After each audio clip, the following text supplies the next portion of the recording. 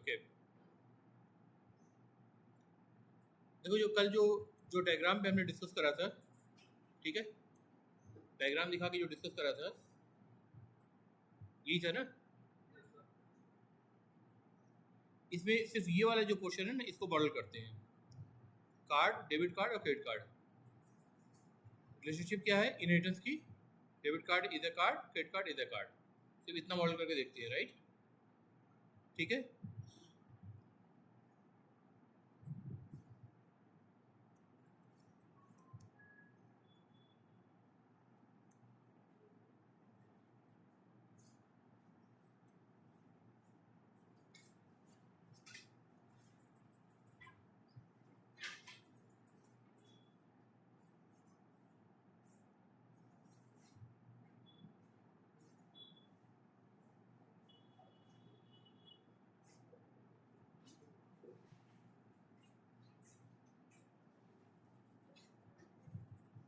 देखिए ऑलरेडी हमने banking application में कुछ काम कर रखा था। एसआरसी में पैकेज के अंदर गए, HDFC डॉट एंटिटीज, इसके अंदर कुछ एंटिटीज हमने लिस्ट डाउन कर रखी हैं, राइट? अकाउंट हो गया, बैंक हो गया। अभी मैंने कार्ड एक बनाया है। कार्ड में देखो जो मैंने एट्रीब्यूट्स डिफाइन करी हैं उसको देखिए एक बार।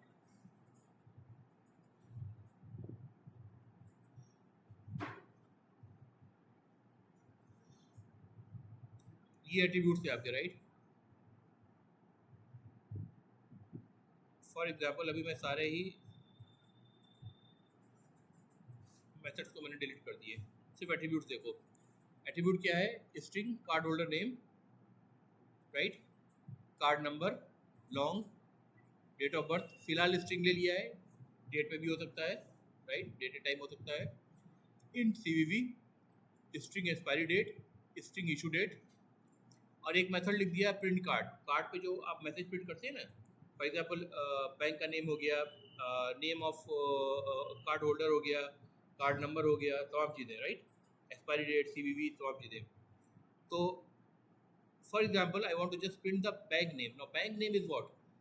बैंक नेम कांस्टेंट रहेगा, बैंक नेम कांस्टेंट रहेगा। जैसे HDFC बैंक है तो सारे कार्ड पे वो कांस्टेंट रहेगा। तो देखो इसको मैंने क्या करा है, बैंक क्लास के अंदर बैंक नेम नाम की एक कांस्टेंट फील्ड बनाई है। कांस्टेंट का मतलब क्या होता है? फाइनल होना चाहिए। कांस्टेंट का मतलब फाइनल होना चाहिए। फाइनल का मतलब क्या है? अगर बैंक नेम में एक वैल्यू एक बार असाइन हो गई है, that value can not be reassign to a different value. मतलब उस वेरिएबल में वैल्यू दोबारा से हम रीअसाइन नहीं कर सकते, राइट? जैसे कि अगर कोड के अंदर बैंक नेम को मैं चूज करूं और किसी कोड इसी के अंदर चले जाऊं, bank name is equal to, अब मैं करना चाहूं ICICI, now this will give me a compilation error. क्या मिल रहा है? The final field bank dot bank name can not be assigned, correct? तो चूंकि bank name has to be constant for the whole deployment, एक bank के लिए जो डिप्लॉय करूंगा मैं, तो उसको मैंने क्या बनाया? कांस्टेंट बनाया है। और कांस्टेंट बनाने के लिए कीवर्ड क्या यूज करते हैं हम? फाइनल कीवर्ड यूज करते हैं, ठीक है? Now because this is final and it's a constant, so I wish to make it public. बाकी सारे फील्ड्स आपके प्राइवेट हो सकते हैं, बट इसके लिए मैंने क्या चूज करा? पब्लिक चूज करा, राइट? स्टैटिक का क्या पर्पज है?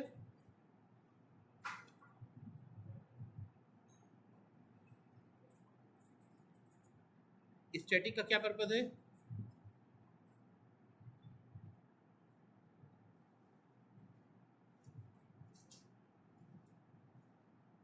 स्टैटिक कीवर्ड क्या करती है भाई?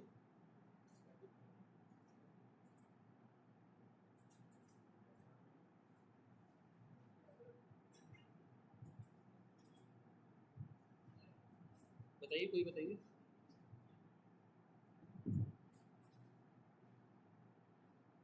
अच्छा कोड देखो,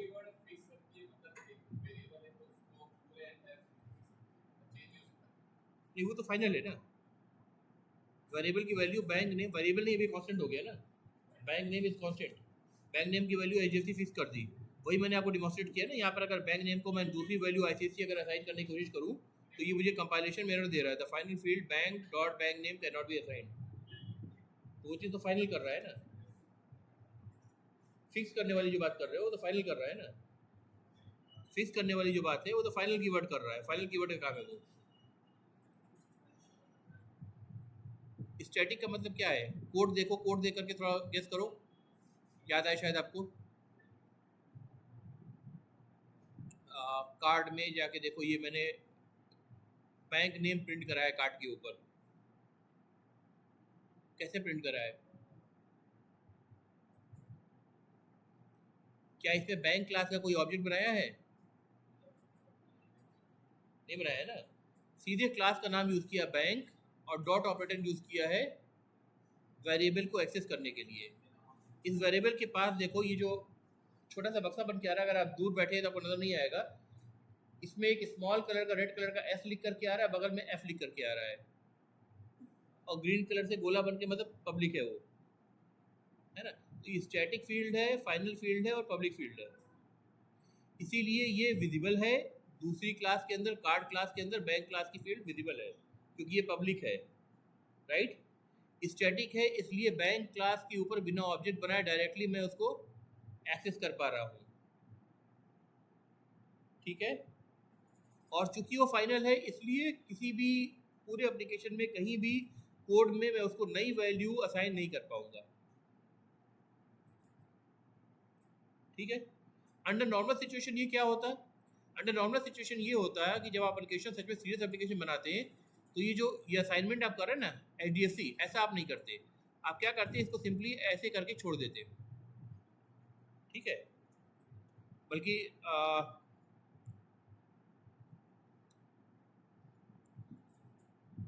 मे नॉट हैव बीन इनिशियलाइज करके दे रहा है, इसको जो इनिशियलाइजेशन करने का काम है वो आप किसी फंक्शन कॉल के थ्रू करते, जो इंफॉर्मेशन जैसे एचडीएफसी लिखा हुआ है वो एक किसी टेक्स्ट फाइल के अंदर स्टोर होती है, जैसे एक्सएमएल फाइल होती है या प्रॉपर्टी फाइल होती है, उसके अंदर वो इन्फॉर्मेशन स्टोर होती, वहाँ से पिक करते और यहाँ पे कोई किसी कोई फॉर एग्जांपल कोई है क्लास है रिट्राइव वैल्यू, ठीक है, retrieve value dot gate name, gate bank name, तो वो वैल्यू रिटर्न करता, कहाँ से करता? एक्सएमएल फाइल या प्रॉपर्टी फाइल या टेक्स्ट फाइल से पढ़ करके रीड करता या डाटाबेस से रिट्राइव करता, ठीक है।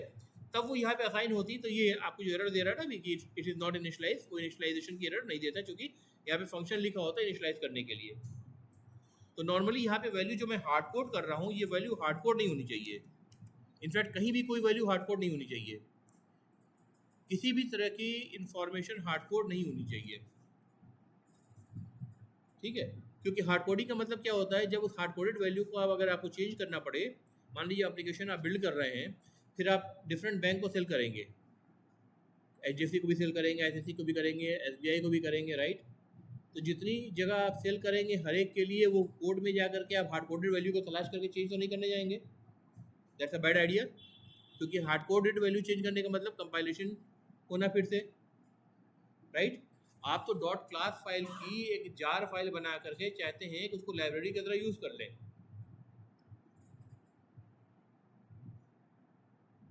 प्लेटफॉर्म इंडिपेंडेंस जो जावा में होता है इसका मतलब क्या होता है, डॉट क्लास फाइल जो होती है वो आपने कंपाइल करा विंडोज पे और आप यूज करना चाह रहे हैं लाइनस के सर्वर पर, ठीक है, कर सकते हैं, फिर से कंपाइल करने की जरूरत नहीं है। भाई समझ में आ रहा है कि नहीं आ रहा है ना। तो जाहिर सी बात है आप अगर हार्ड कोडेड कोई वैल्यू रखेंगे तो फिर इसका मतलब आप कंपाइलेशन फोर्स कर रहे हैं, और कंपाइलेशन फिर जो ऑपरेटिंग सिस्टम है उसके हिसाब से उसकी जेडीके को यूज़ करके उसके कंपाइलर को यूज़ करके करना पड़ेगा, तो this is not desired at all, ठीक है। अगर आप जावा यूज़ कर रहे हैं तो आप उसका एक मेजर जो फीचर है विच इज़ प्लेटफॉर्म इंडिपेंडेंस उसको आप वायलेट करना नहीं चाहेंगे, क्योंकि आपने इसको टेक्नोलॉजी को चूज इसीलिए करा होगा, है ना। तो ये वैल्यू जितनी भी आप हार्ड कोडेड देख रहे हैं ये हार्ड कोडेड वैल्यू नहीं होनी चाहिए, this should be fetched from some function either from database और फ्रॉम द टेक्स्ट फाइल्स, तो configuration should be different from the code, यही एग्जाम्पल नहीं है। फॉर एग्जाम्पल आपको डाटाबेस से कनेक्शन करना है तो सारी JDBC कनेक्शन की जो इंफॉर्मेशन होती है, फॉर एग्जांपल डाटाबेस का नाम हो गया, उसका कनेक्शन URL हो गया, स्कीमा का नाम हो गया, यूज़र नेम हो गया, पासवर्ड हो गया, वो सारी चीज़ें आप XML या प्रॉपर्टीज फाइल के अंदर मेंटेन करेंगे और रन टाइम में उसको लोड करेंगे। ठीक है, कोई कोड रन करके उसको लोड करेंगे। ठीक है, और उससे आप उन वैल्यूज़ को फिच करेंगे कनेक्शन इस्टेब्लिश करने के लिए डाटाबेस से। तो कोई भी वैल्यू आप कहीं भी, जैसे यहाँ मैंने हार्ड कोड करी है, वो हार्ड कोड आप नहीं करेंगे। This must go into a text file और अ डाटाबेस एंट्री।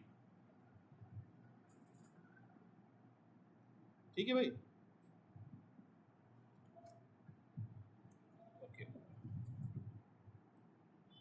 तो देखो कार्ड में जो सारी इंफॉर्मेशन गई है, क्या ये डेबिट कार्ड या credit card, which are the types of the card, उनमें से किसी के लिए स्पेसिफिक है क्या?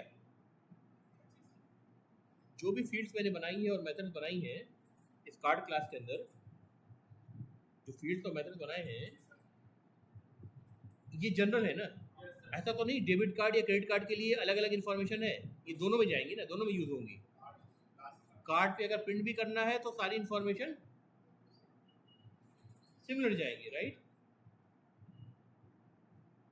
तो जो चीज़, जैसे कल मैंने बताया था, जो चीज़ जनरलाइज्ड है, which is meant for debit card as well as credit card, दोनों ही टाइप, दोनों ही कैटेगरी के लिए, यानी दोनों ही सब टाइप के लिए, उसको हम क्या करेंगे, पुश करेंगे पेरेंट क्लास में। ठीक है, इसलिए इस कोड को मैं कहाँ कर रहा हूँ, कार्ड के अंदर लिख रहा हूँ।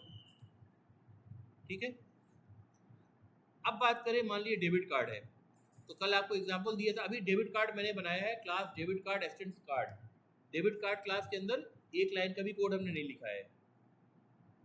ठीक है, जो कोड है वो किस में है, कार्ड में है। कार्ड में जितने भी वेरिएबल्स हैं, इनके हमने अभी तक गेटर और सेटर मेथड्स जनरेट नहीं किए हैं। नॉर्मली मुझे करना क्या चाहिए कि सारे वेरिएबल्स को मैं प्राइवेट बनाऊं, रिस्ट्रिक्ट करूं, डाटा हेडिंग। ठीक है, सारे में प्राइवेट बनाऊं।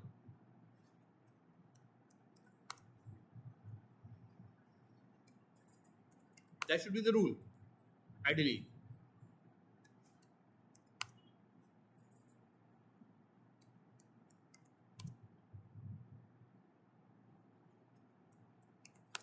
सारे वेरिएबल प्राइवेट हो गए। मेथड क्या है, प्रिंट कार्ड पब्लिक है, राइट। फिर से बता रहा हूँ, डेबिट कार्ड में हमने एक भी वेरिएबल या मेथड डिक्लेयर नहीं किया है। डेबिट कार्ड पूरा कोड, इसका बॉडी इसकी ब्लैंक है। ठीक है, all we do is we are extending debit card from the card, so everything whatever is the part of the card should become the part of the debit card.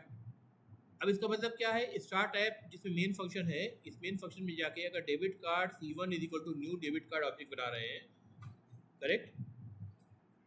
फिर मैं कहूँ C1 dot, तो मुझे वो सारी property जो visible है और वो सारे मेथड्स जो पब्लिक है, यानी विजिबल है अगेन, जो कार्ड के अंदर डिफाइंड है, वो क्रेडिट डेबिट कार्ड के वेरिएबल पे भी दिखने चाहिए, राइट। देखो इसमें प्रिंट कार्ड मेथड हमें नजर आ रहा है, प्रिंट कार्ड मेथड नजर आ रहा होगा आपको, राइट, ये। ठीक है, ग्रीन है मतलब पब्लिक है, वेरिएबल नजर नहीं आ रहा होगा, राइट। अगर मैं वेरिएबल, चूंकि सारे वेरिएबल्स क्या है, प्राइवेट है, तो हमें क्या करना पड़ेगा, अगर हम डाटा हेडिंग को फॉलो कर रहे हैं, वेरिएबल्स को प्राइवेट बना रहे हैं, तो हमें क्या करना पड़ेगा, फिर क्या बोल रहे हैं, प्लीज बोलिए। गेटर और सेटर मेथड हमें जनरेट करने पड़ेंगे। जनरेट करने का मतलब क्या है, हम कार्ड में जाएंगे, ये जो कार्ड का सोर्स कोड लिखा है, इसमें हर एक वेरिएबल के लिए एक गेटर मेथड लिखना पड़ेगा और एक सेटर मेथड लिखना पड़ेगा। मतलब कार्ड होल्डर नेम अगर वेरिएबल है तो get card holder name getter method होगा और set card holder name setter method होगा। गेटर मेथड का काम क्या है, वेरिएबल और एट्रीब्यूट की वैल्यू को रीड करना, और सेटर मेथड का काम क्या है, उसमें उसको चेंज करना। ठीक है, या सेट करना। ठीक है, तो अब सिंपली हम क्या करेंगे, ये सोर्स कोड हमारे पास है, जनरेट करना है हमको, हम राइट क्लिक करेंगे इसमें विंडो में, जनरेट सोर्स कोड करना है, सोर्स में जाएंगे, जनरेट गेटर एंड सेटर्स, इसमें जाकर के आपने सिलेक्ट ऑल करा, सारे आपके गेटर और सेटर एक क्लिक में यहाँ पे जनरेट हो जा रहे हैं, ठीक है। Most of the advance ID will allow you to do this, ठीक है। अब इसको सेव करने के बाद दोबारा से मैं जा रहा हूँ स्टार्ट ऐप के अंदर। अब यहाँ C1 पे देखिए क्या हो गया, सारे गेटर और सेटर मेथड भी आपको दिखने लगे, set card holder name, set card number, set CVV, right. Similarly get card holder name, get card number, get class, get CVV सारे दिख रहे हैं, राइट, करेक्ट। तो इवन दो हमारा डेबिट कार्ड टोटली अभी एम्प्टी है, but because of inheritance debit card is the child class of the card, so we have inherited every property and the function or the behavior of the card class, ठीक है।